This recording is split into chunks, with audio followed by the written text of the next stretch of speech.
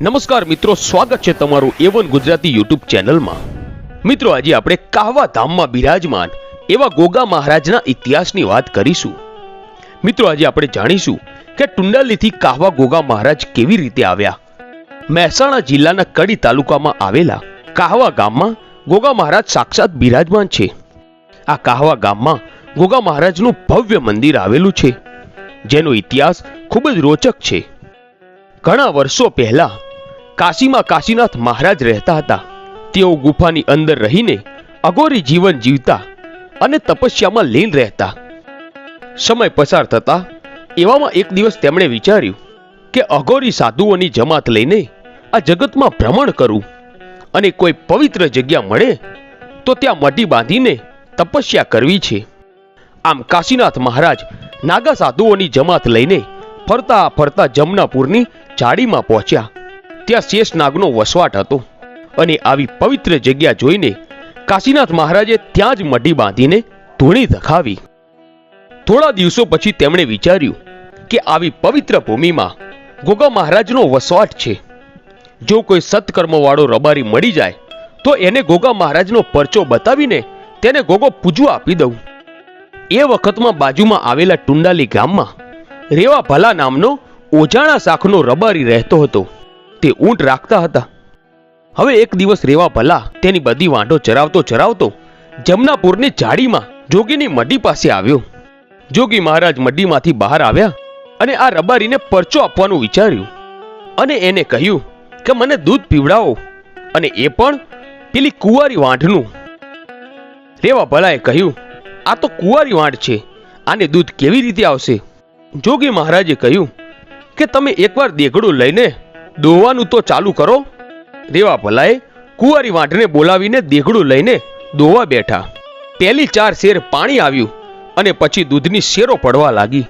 આમ તે દિવસે રેવા ભલાએ જોગી બાવાને કુંવારી વાંઢનું દૂધ પાયું।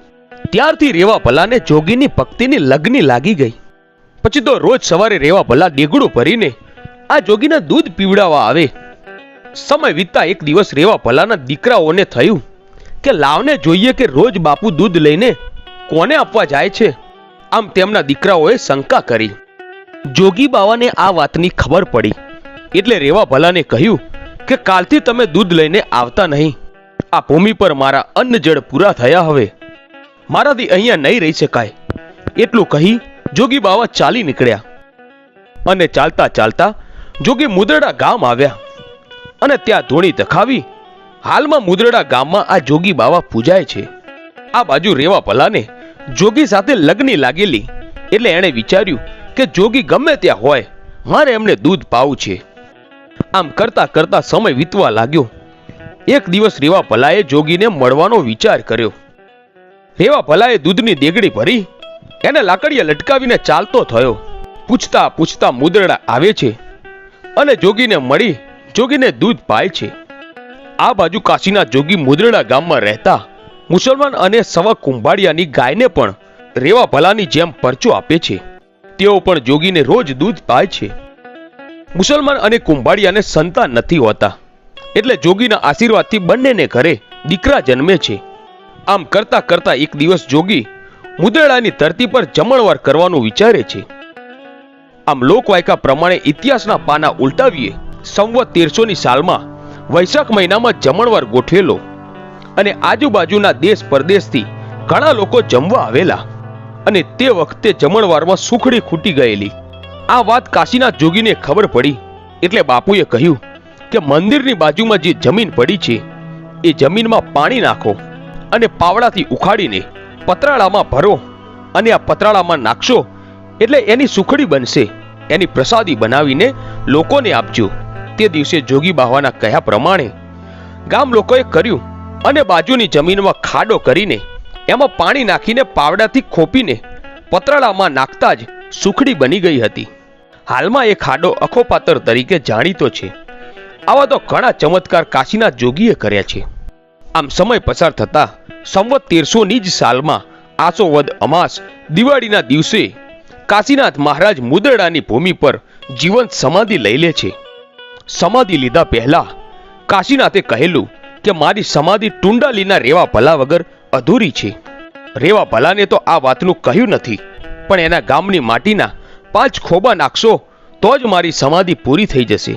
રેવા ભલાને ખબર પડશે એટલે એ આવે ત્યારે એને એટલું કહેજો કે બાપુએ સમાધિ લઈ લીધી, પણ તારે બાપુને મળવું હોય તો સિદ્ધપુર ગામે નદીને કાંઠે કારતક સુદ પૂનમના દિવસે મળવા આવે.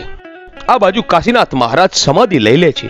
આ બાજુ ટુંડાલીમાં રેવા ભલાને જાણ થતા કારતક સુદ પૂનમના દિવસે ખભે લાકડી લઈને છેડે દૂધનું દેઘડું ભરીને સિદ્ધપુર આવે છે અને પરોળીએ 4 વાગે કાશીનાથ મહારાજ રેવા ભલાને મળવા સન્મુખ આવેલા.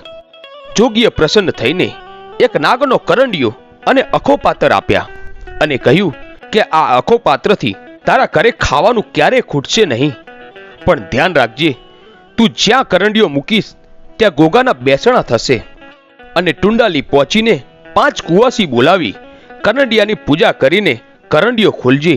હું તારા ટુંડાલીના રાફડામાં જતો રહીશ. આટલું કહી રેવા ભલા ચાલતો થયો. ગોગાને જગતમાં ક્યાંક બેસણા કરવા હશે એટલે વચ્ચે દાહોદ આવતા રેવા ભલા આરામ કરવા બેસે છે અને ત્યાં દાહોદમાં ગોગાએ બેસણા કર્યા. પછી રેવા ભલા ટુંડાલી પહોંચ્યા અને ગોગા મહારાજે ટુંડાલીમાં બેસણા કર્યા અને રેવા ભલાને કોઠે ગોગા મહારાજ ધૂણવા આવ્યા. થોડા વર્ષો વીત્યા પછી તેમના વંશજો ઉચાળો લઈને કાસવા રહેવા માટે ગયા. કાહવામાં પણ ગોગાના અમર બેસણા થયા. હાલમાં કાહવામાં રાજા ભગતની ભુવાપણી ચાલુ છે અને ટુંડાલીમાં નાગજી વિરમ તેજમાલ ભાઈ ભુવાજી છે. તો મિત્રો, આ હતો ગોગા મહારાજના ટુંડાલીથી કાહવા સુધીનો ઇતિહાસ. મિત્રો, આવા જ ઇતિહાસ જાણવા માટે આજે જ અમારી ચેનલ A1 ગુજરાતીને સબસ્ક્રાઇબ કરો. ધન્યવાદ.